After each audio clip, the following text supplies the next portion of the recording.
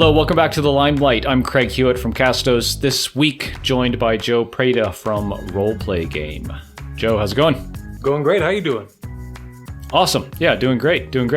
It's like late afternoon here, and the sun is just beaming in my window, so I'm all like, side lit here. So for folks on YouTube, I apologize, but hopefully Joe and I will overcome that with some awesome content about what I think is maybe the most interesting topic for a podcast that I've ever heard. So Joe, I won't spoil it, but I'll let you kind of introduce yourself and your podcast to everybody. Roleplay Game. I completely forgot what I told you what it was. I don't remember the application at all, but Roleplay Game, it's a tabletop role-playing game where it specifically tells stories. I think stories that are more current, stories that are more approachable for everyone. But I think the main focus of the podcast is to do it with other means that isn't just Dungeons and Dragons. Because if you've listened to a podcast, if you've listened to major media right now, you know that Dungeons and Dragons is everywhere. Everyone loves it. But what I really love and what I love to do, I love to tell unique stories and explore unique characters with different kinds of systems that are more fresh, more up and coming. Yeah. Okay, so I want to try to so it's interesting. So I have a son that's in elementary school, and they have Dungeons and Dragons club at the elementary school, and they're going to have one at the middle school and everything. So I totally get you that it's so mainstream that it's in schools and everyone's talking about it. And I think we can apply that same framework to everything else that everyone would talk about, right? If it's social media, then it's TikTok, right? If it's fitness, then it's say CrossFit, but that's dated a few years maybe. But everyone has their thing right in their space that this is the thing that everybody's been talking about. It's saturated. And then for me as a content creator, I say tough for me to stand out in that crowd. 2, I just don't want to talk about it because everybody and their mother has been talking about it forever. Exactly. And 3, maybe just not a lot of original, unique content out there. Are those things accurate? And I miss anything there as you were formulating the hey, I want to talk about this topic, but not Dungeons and Dragons specifically? Yes. I think that was really big, a really big part of it when I got together with my group of actors, creators that we were getting together. One of my big pushes, I want to do something that's a little different than everybody else. Because I think the podcasts that I really look up to, there's the Adventure Zone, which is run by the McElroy brothers. There's Dimension 20. But they all kind of focus on Dungeons and Dragons as a rule set. And what they're constantly doing is trying to integrate new rules into it. They add rules, homebrew is what they call it. And for me, a big part of that is I get so frustrated because Dungeons and Dragons is so exactly what it is. There's a wizard. The wizard casts spells. There's a background. I'm not going to nerd out on you, but I think a big part of it for me is that there are other systems out there that add those rules, that have the originality of Dungeons and Dragons, but expand on it a little bit better. So that's the creative focus. As far as podcast goes, it's very intimidating to kind of go I'm going to make a tabletop podcast. And as I Google it, I see 100 already out there doing the same exact thing. And I'm just should I do it? Should I not do it? But at the end of the day, for me, it was, I love this. I love the stories that I tell. I love the stories that my players tell. And that's what I want to get out there. I want people to feel that they can be a part of that conversation more than to stand out of it. Yeah, totally. I think as we talk with our customers for our Castos production service, one of the things that always comes up is hey, is this being talked about already, right? Is there another podcast talking about this thing? We talk with a lot of B2B customers. Hey, is someone already talking about this social media approach or talking about this thing in tech or startups or something like that? Mm-hmm. And that's always a deterrent to them. How did you kind of navigate that to say hey, I want to talk about role-playing games and tabletop games, but not Dungeons and Dragons? What was the specifics there? Because I think that research phase really hangs a lot of people up, and it's masked as procrastination. A lot of times I think it's hey, this is a great excuse to just not freaking do it, right? That's absolutely true. I think there were a lot of things that factored into it. I've got to be completely honest with you. My first season is based in Dungeons & Dragons. I know I'm talking a big game, but we gotta get away from it. That's great, because pivoting is totally cool, so that's awesome. That's what I'm definitely doing right now. Yeah. But I think talking to my players, part of it was like they're very comfortable with Dungeons and Dragons. That's what they wanted to play. I wanted to play Cyberpunk 2020, but that's for the people who know. There's metrics. It's roll 7 dice, you multiply, you divide. It's a lot of rules. And so when we were sitting down trying to think about the podcast, I said, all right, we don't want to make it too complicated with the rules. I think we're going to lose an audience. I want to make something that my players have a good time with. So that's crucial because I think that really comes out in the audio, is that when they're having a good time, they're laughing. And I think a big part of it, for me especially, when I hear that in a podcast, I love that. But the big thing that was my big focus is like, all right, well, then I got to tell a really good story. Because that's where it is. I think I have an improv background, I have a theater background, and all the people at my table also have that. And so there was a lot of trust, and there was a lot of like, let's make something really fun together. And it doesn't matter if people have done it before, it's going to be ours and it's going to be our experience. And I think if we add to the tapestry of so many other Dungeons and Dragons podcasts, then we're doing our part in sharing our story rather than just the game itself. Got it. So if I could generalize, it's we can talk about the same topic, but with our own spin, our own kind of touch and angle. Exactly. On it, right? Yes. Yeah. I think especially in this season that I focused on, I really wanted to focus on like, for me, it was a really big deal at the time, but it was like AI, and it was before ChatGPT blew up, and I was just kind of like, all right, so the setting's going to be this virtual reality mall. There's a program that's turning AI entities like sentient, and the people who own the corporation are trying to eliminate them because it's bad for business. And so my players, they took on like the roguish Asians going like, we're going to find those programs, rescue them, and try to figure out what they want. We're going to teach them how to be people. And so I think the fun of the game is there, but really what I wanted was like, what does it mean to like share sentience? Like, what does it mean to like battle corporate entities like that? So really sci-fi stuff. I really love this story. There's moments of it that just like, I get tingles. I was there, I'm saying it, but like how my players reacted to it. And just kind of like, there's one moment where they, like, we talked about like the God complex. Like, I don't want to be God. I don't want to play this. And we had a really great talk about that. And it was all impromptu. And it's like, that's it. If anybody gets anything out of it, that's what it is. It's this really meaningful content. That's awesome. In terms of format, just to like educate the folks that are listening, like you're playing the game on the podcast, yeah? Yes. Completely unscripted. Okay, so how long are the episodes?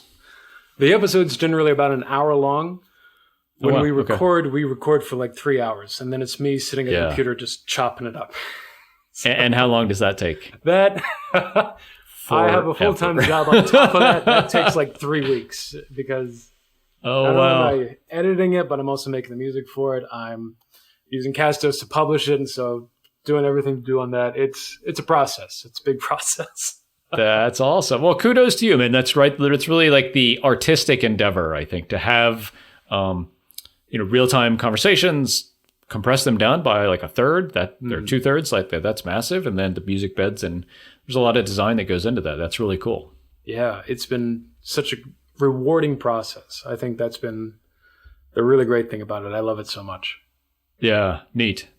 Tell me about how you're finding people to be on the show. Is it like your group of friends, or you have like an existing kind of group that you're doing, or are you going out and finding people to bring in to be on the show? Right now, I am trying to grow and bring people in. Definitely kind of starting to get to that point. But during 2020, I found myself in a community of gamers.